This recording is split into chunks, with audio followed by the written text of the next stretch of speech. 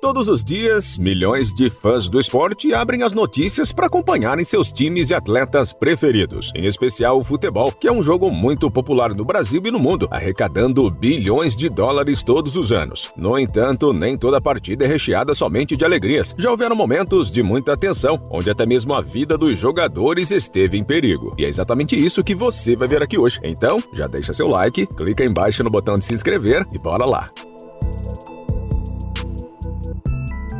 Moussa Dembélé, um atacante profissional francês, estava em um treino coletivo com o restante do seu time do Atlético Madrid, quando começou a passar mal de repente, caindo no chão e sofrendo espasmos musculares. Seu time se apressou para socorrê-lo, deitando-o de lado para evitar problemas respiratórios, enquanto outros membros do clube corriam para a ambulância, a fim de trazer uma maca para transportá-lo do gramado. Um momento um tanto quanto assustador para todos os envolvidos.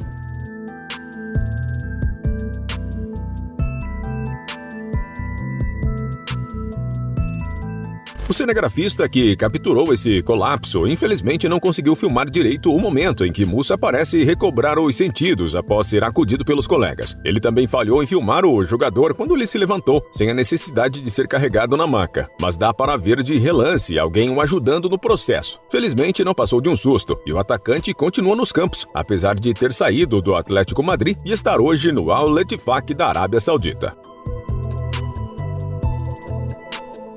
O meio-campista do Bolton Wanderers, Fabrice Muamba, estava jogando durante uma partida de quartas de final da Taça da Inglaterra contra o Tottenham Hotspur, quando simplesmente caiu no chão após uma parada cardíaca em 2012. A equipe de socorristas atuou rapidamente, realizando primeiros socorros e até mesmo utilizando um desfibrilador para realizar a ressuscitação do Fabrice, mas após 5 minutos de jogo parado, que começou no 41º minuto, o jogador não se recuperou, para o desespero dos torcedores e seus colegas do futebol. Infelizmente, Fabrice precisou ser retirado do campo, enquanto os paramédicos ainda tentavam ressuscitá-lo. Ele foi levado às pressas para um hospital de Londres, em meio aos choros e cânticos dos torcedores que gritavam o seu nome.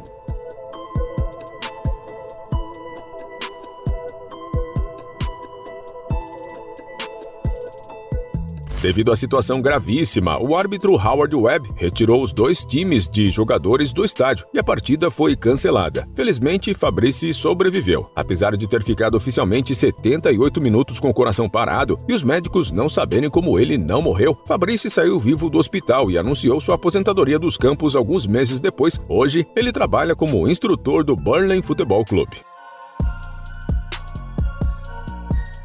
Rubén de la Red Gutiérrez, mais conhecido apenas como Rubén de la Red, atuava como meio-campo para o Real Madrid em 30 de outubro de 2008, durante um jogo da Copa da Espanha contra o Real Unión, quando teve um mal súbito e precisou até mesmo ser hospitalizado. As imagens são assustadoras, mostrando o jogador caindo no meio do campo sem qualquer explicação, no 13º minuto da partida. Após ser levado às pressas para o hospital, Rubén conseguiu se recuperar. No entanto, o episódio custou sua carreira como atleta. Em 12 de dezembro, seu clube anunciou que o jogador perderia o resto da temporada por precaução, e relatos subsequentes na mídia afirmaram que ele poderia nunca se recuperar da condição cardíaca.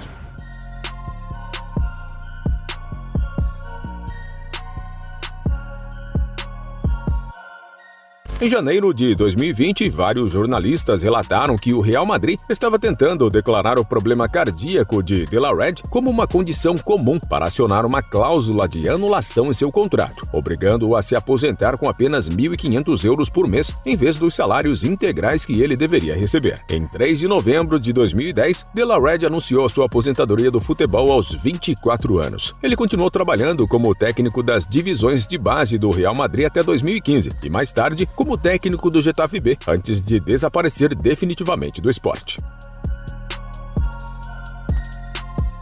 Durante a semifinal da Copa das Confederações de 2003 na França, Marc-Vivien Foé, o meio-campista, disputava pelos Camarões uma partida contra a Colômbia, quando teve um infarto fulminante. Foé desmaiou no meio do estádio de Guerlain, na cidade de Lyon, causando imensa comoção tanto entre seus colegas jogadores quanto aos torcedores, que acompanhavam o momento angustiados. Os paramédicos não conseguiram reanimar o jogador, que precisou ser levado para o hospital, enquanto seu time continuou na disputa e conseguiu conquistar a vitória, se classificando para a final que viria contra a França.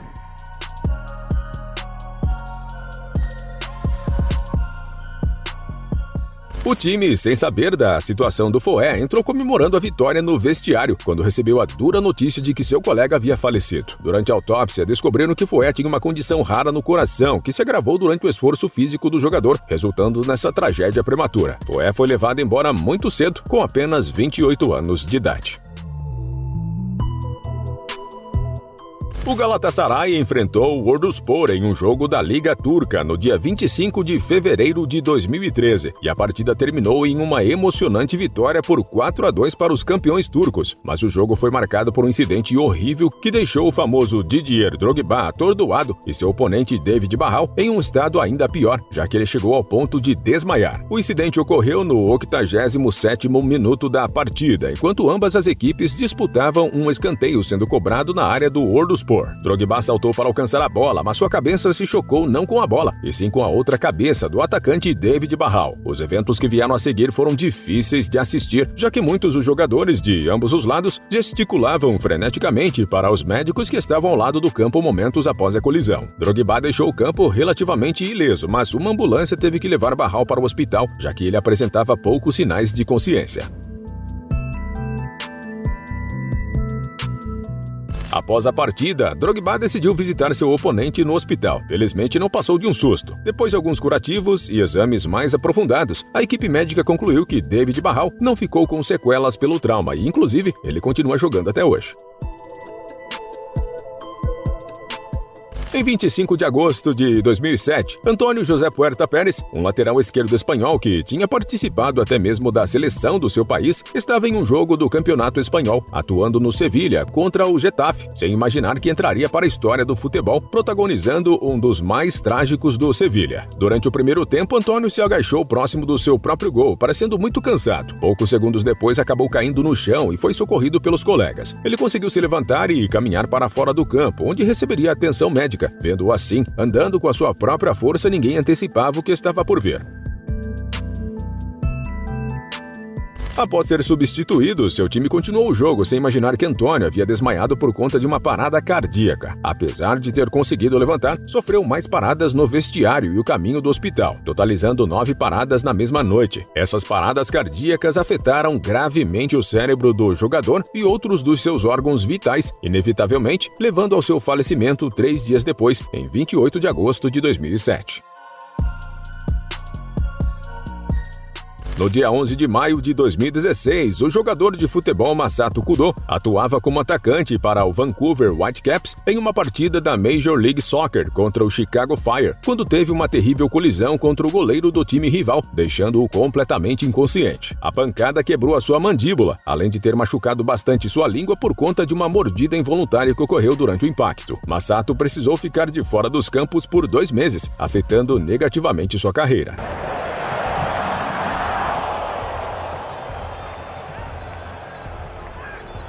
Era a primeira vez que Masato jogava fora da Ásia e estava ganhando a atenção do mundo no time canadense, mas no ano seguinte retornou ao Japão para jogar no Sanfrecce Hiroshima FC. Anos mais tarde, em 2022, Masato foi ao médico em outro incidente fora dos gramados e foi diagnosticado com hidrocefalia. Ele passou por uma cirurgia, mas complicações surgiram. Já na UTI, Masato faleceu aos 32 anos.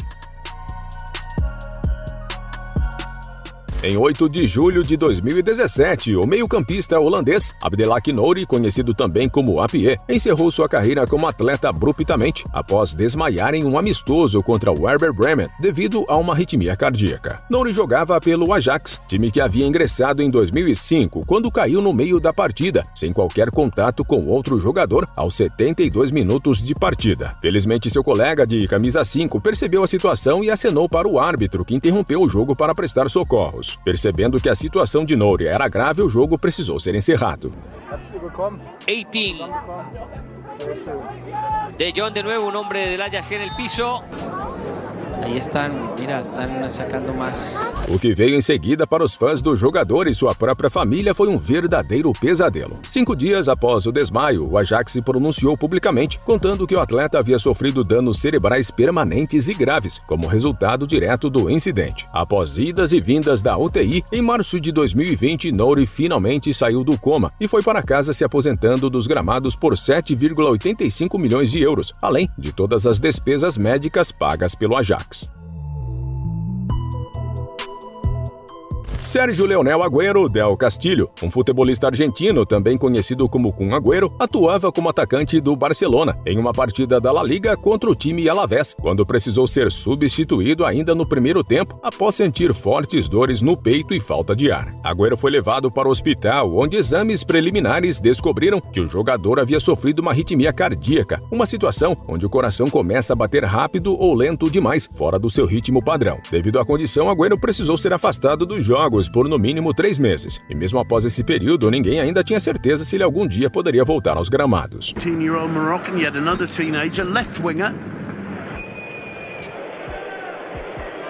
No dia 15 de dezembro, o atacante convocou uma coletiva da imprensa no Camp Nou, estádio de Barcelona, onde anunciou sua aposentadoria. Durante a Copa do Mundo de 2022, o goleiro iraniano Alireza Safar Beiravand realizou uma bela defesa para sua seleção que enfrentava a Inglaterra, apenas para acabar se chocando instantes antes em seguida contra um companheiro do seu próprio time. Beiravand saltou em direção à bola, conseguindo direcioná-la para longe do gol, mas não observou que Sayed Majid Hosseini Kordestani, um zagueiro iraniano, vinha bem na direção em que ele realizou o salto, então acabou se chocando com a cabeça, causando lesão a si e ao colega da seleção, quando ambos foram para o chão se contorcendo de dor. Após ser examinado pelos médicos em campo, mandaram Beiravand continuar no gol, mas ele acabou passando mal minutos depois. O goleiro deitou no chão e pediu para ser substituído e foi levado ao hospital. Hosseini o substituiu pelo resto da partida e pelo próximo jogo, mas Beiravand conseguiu retornar para a partida subsequente contra os Estados Unidos. Petr Cech, famoso goleiro tcheco que sempre aparecia nas partidas usando um capacete, ficou famoso principalmente durante a sua atuação no Chelsea na Premier League por manter 24 partidas consecutivas sem sofrer nenhum gol, sendo nomeado o melhor goleiro do futebol europeu pela UEFA em diversos anos, além de ter se tornado o melhor goleiro do mundo em 2005. Mas tem outro motivo pelo qual ele é tão famoso, que é o seu look inusitado para um jogador de futebol. Para entendermos a necessidade desse protetor na cabeça, precisamos voltar em 14 de outubro de 2006, quando Cech se colidiu em uma dividida com Stephen Hunt. O joelho do Hunt bateu na cabeça do Cech, causando uma fratura em seu crânio.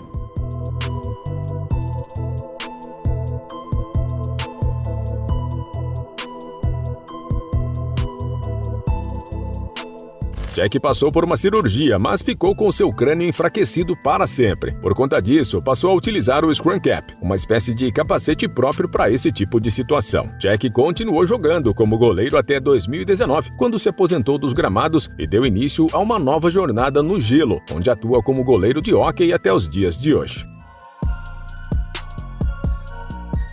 Iker Casillas Fernandes, o atual comentarista espanhol de futebol, já foi um goleiro muito famoso, que recebeu até a luva de ouro por ter sido eleito o melhor goleiro de uma Copa do Mundo em 2010. Infelizmente, Iker precisou se aposentar como jogador aos 38 anos em 2020, quando convocou uma coletiva para dar o anúncio. Ele já estava sem aparecer nos gramados há algum tempo, mais precisamente desde 1º de maio de 2019, quando sofreu um infarto do miocárdio durante um treino do Porto FC. Após ser acudido pela equipe médica do seu time, o goleiro foi levado até o hospital, onde precisou colocar um catéter no coração e ser afastado dos treinos e jogos até o final da temporada. Com o futuro da sua carreira incerta, ele acabou se aposentando, ainda que quisesse continuar atuando como goleiro por mais algum tempo.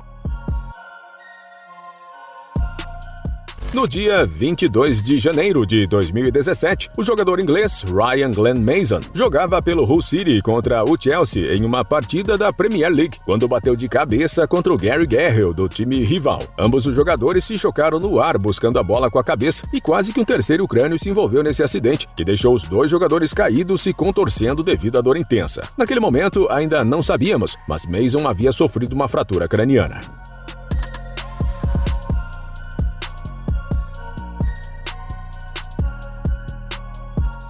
Mason foi retirado do gramado pelos paramédicos que levaram ele até um hospital, onde passou por uma cirurgia para tratar sua fratura. Ele ficou o restante do ano tentando se recuperar para retomar a vida como jogador, mas com 14 placas de metal e 28 parafusos em sua cabeça, os riscos eram grandes demais. Então, em 13 de fevereiro de 2018, anunciou sua aposentadoria dos campos.